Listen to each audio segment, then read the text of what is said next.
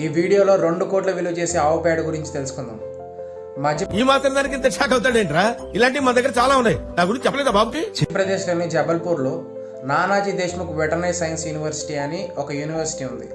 అక్కడ government funded ఒక project జరిగింది. ఆ ప్రాజెక్ట్ ఏంటంటే ఆవు మూత్రం మలం నుండి క్యాన్సర్ని ఎలా క్యూర్ చేయాలో తెలుసుకుందామని చెప్పి వాళ్ళు ఒక ప్రాజెక్ట్ తీసుకొచ్చారనమాట. ఆ project fully funded by the government. So ఆ ప్రాజెక్ట్ యొక్క వాల్యుయేషన్ వచ్చేసరికి 3.5 crores.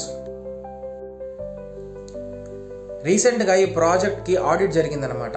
ఆడిట్లో వచ్చిన రిజల్ట్ ఏంటంటే అక్కడున్న వాళ్ళందరూ కలిసి 2 కోట్లకి ఆవు పేడ, ఆవు మూత్రం, ఎక్స్పెరిమెంట్ చేసే వెజల్స్, గిన్నెలు, తపాలాలు ఇవన్నీ కొన్నారంట.